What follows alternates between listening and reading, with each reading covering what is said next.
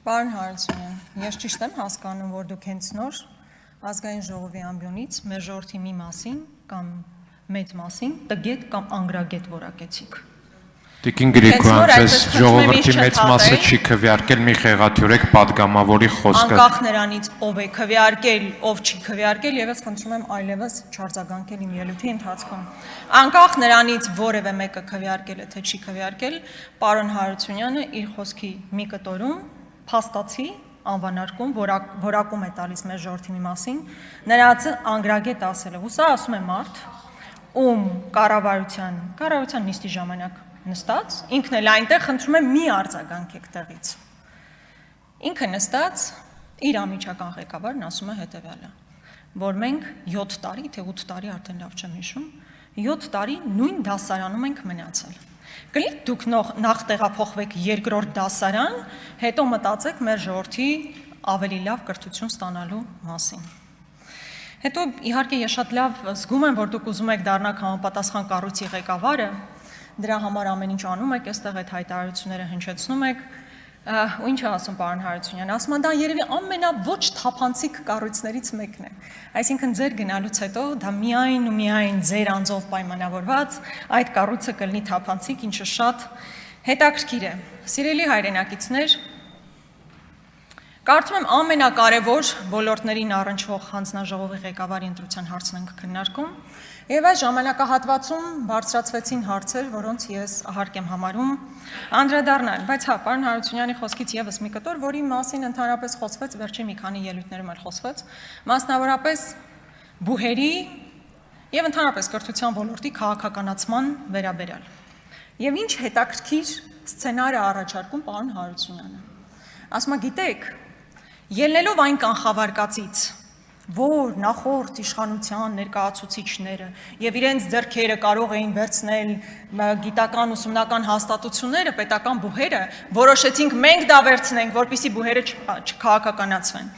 Եվ կարելի է այսպիսի պրիմիտիվ բանով մոտենալ հարցերին։ Այո, սիրելի հայրենակիցներ, մարդիկ ովքեր գալիս ու ասում էին, որ այլևս բուհերում ոչ մի քաղաքական ներգրավվածություն չպետք է լինի, այսօր մենք տեսնում ենք, որ բուհական համակարգում հոգաբարձուների խորհրդի նախագահները ամենակարկառուն ԿՊ-ական ներկայացուցիչներն են։ Այն ամենը, ինչ պետք է հասկանալ ԿՊ-ական ապաքաղաքականացման պրոցեսից։ Հաջորդ հարցը, Տիկին Բաթոյան, այստեղ եք։ Երբ ես Իսահակ Գաբրելյանին հարցնում եմ, արդյոք ինքը որպես մեր ինքնության մաս հանդիսացող պատմամշակութային ժառանգության մաս պետք է նաև նախաձեռնող լինի կամ հետամուտ լինի, որպեսզի մեր մշակութային ժառանգությունը Արցախում, մասնավորապես Գանձասարը, Ամարասը, Դադիվանքը,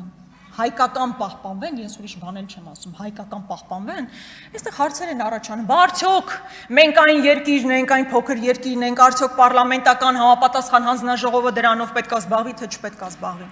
Բա ով զբաղվի։ Գանձասարը միայն մեզ է հետաքրքիր, աշխարհի երեսին չկա երկրորդ ազգը, ում համար էական է Գանձասարի գոյությունը։ Միայն մեզ համար է էական, այստեղ նստած մարդիկ պետք է մտածեն, Գանձասարը հայկական կմնա, թե չի մնա։ Պարլամենտական երկրի համապատասխան հանձնաժողովի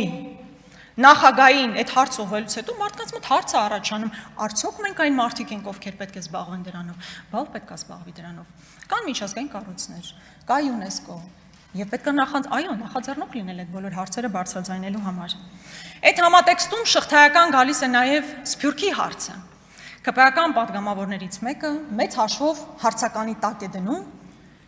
Սփյուռքի կարևորությունը, այսինքն կարևորությունը Հայաստանի զորեղացման ճանապարհին։ Մենք ինչ ենք ասում, որ որքան ուժեղ է Սփյուռքը, անխուսափելիորեն ուժեղացնում է Հայաստանը։ Պարոն Եղոյանը, ասում են դա ինչ կապ ունի, հիմա Սփյուռքը, մեծ հաշվով Սփյուռքը գոյանում է Հայաստանի արտագաղթման բերումով եւ հետեւաբար մեզ թույլատնում է։ Սա դեռ երկար կարելի է քննարկել, թե որ համայնքում որտեղ ոնց, պարոն Եղոյան, այնտեղ հայտարարություն եք անում։ Ասում եք Սփյուռքը մեկ հեռախոսահամար չունի, ապա կենտրոնացված է։ Այս շատ ավելի լավ։ Նշանակում է լծակները թեն շատ ավելին։ Լծակները շատ ավելին են։ Երբ որ դուք կոնկրետ մարդկանց անուններ եք տալիս, օրինակ Մուրադ Փափազյանի անուն եք տալիս։ Ասում եմ Մուրադ Փափազյանը Մակրոնին, Ֆրանսիայի նախագահին բան է խնդրել եւ այդ բանն իրականացել է, տեսեք։ Ինչ ամոթ է, ինչ ամոթ է։ Պարոն Եղոյան, Մի պատկերացնում եք, եթե Հայաստանի եւ Սփյուռքի հարաբերություններն այնքան լավ էին, ես հիմա կասեմ։ Դուք եք մի ընդհատեք, պարոն։ Պատկերացնում եք, եթե Հայաստանի եւ Սփյուռքի հարաբերություններն այնքան լավ լինեին, որ պարոն Փափազյանը ոչ թե իր սեկտը փակելու մասին հարցադրումն աներ, այլ մեր պետական օրակարգը առաջ տաներ, ինչը մշտապես արել են։ Այլ բան, որ դուք այն մարդիկ, ովքեր մեր պետական շահը առաջ կարող են տանել նույնիսկ Ֆրանսիայի նախագահի կողքին, դուք ասում եք Հայաստան մի եկեք, դուք գործ չունեք Հայաստանի հետ։ Դա է խնդիրը։ Ու ես պատկերացնում եմ, թե Հնդկաստանում, Իռլանդիայում, Իսրայելում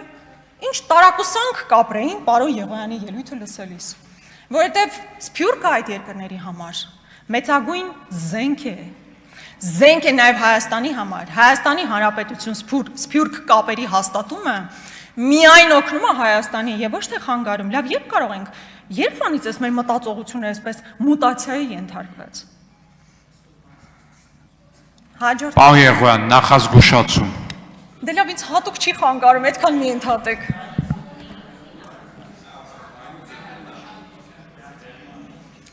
Հաջորդը, իմ հարցադրման ժամանակ ես անդրադարձա նաև մանկավարժական ստաժին և ատեստացիան համակարգին, ես խորապես համոզված եմ, որ այն ուսուցիչները, ովքեր 15 տարվա մանկավարժական ստաժ ունեն, իրենք պետք է համարվեն ավտոմատ ատեստավորված և համապատասխանաբար աշխատավարձը բարձրացած, բայց նաև պետք է առաջարկեն, որ շարունակաբար տանեն մասնագիտական վերապատրաստումների աշխատանք, այսինքն նրանց վերապատրաստումները պետք է կրեն ոչ թե աշխատավարձի բարձրացման նպատակ, այլ ուղղակի մասնագիտական գիտելիքների վերազինման և ավելի լավ աշխատանքի կազմակերպման բնույթ նման օրենքի նախագծով մենք նաև կներկայանանք Եվ կարծում եմ, սիրելի ուսուցիչներ, ովքեր դուք 15 տարի արդեն աշխատել եք դպրոցում, դուք ամբողջ իրավունքն ունեք այդ ատեստացիայով չանցնելու եւ բարձր աշխատավարձ ստանալու։ Ես ասում եմ, որպես մարդ, ով 10 տարի, նորից եմ կրկնում, կներեք, եթե շատ եմ դրա մասին խոսում, 10 տարի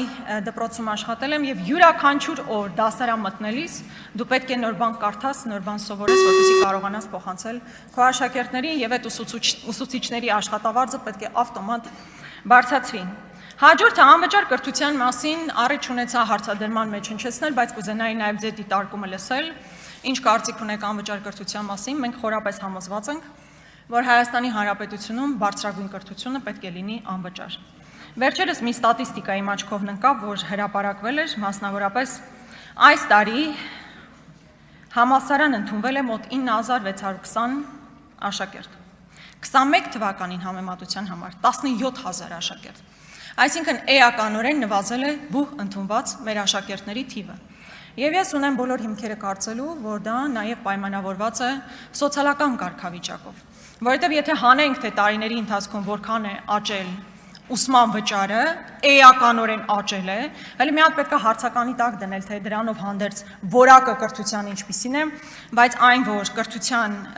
ուսման վճարը էականորեն ավելացել է եւ դա պետք է վերափոխվի եւ Հայաստանի Հանրապետության յուրաքանչյուր ուսանող պետք է հնարավորություն ունենա նաեւ լավ առաջադիմություն ապահովելով անվճար կրթություն ստանա,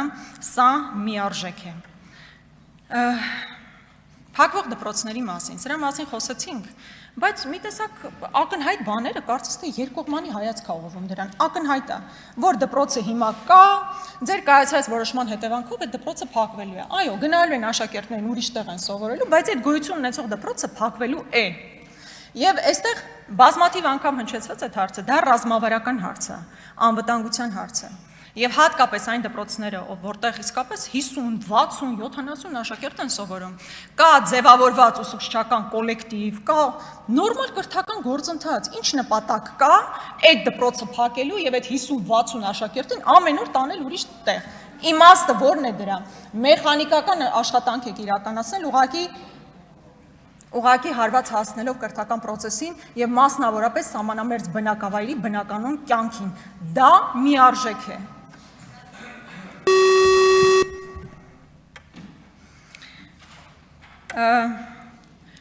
Կարծում եմ այսքանը, պարոն Գաբրելյան, ինչպես կարող եք գուշակել, մենք ձեր քվեարկությանը չենք մասնակցելու, ինչպես մնացած բոլոր դեպքերում, Եվ այս ոլորտը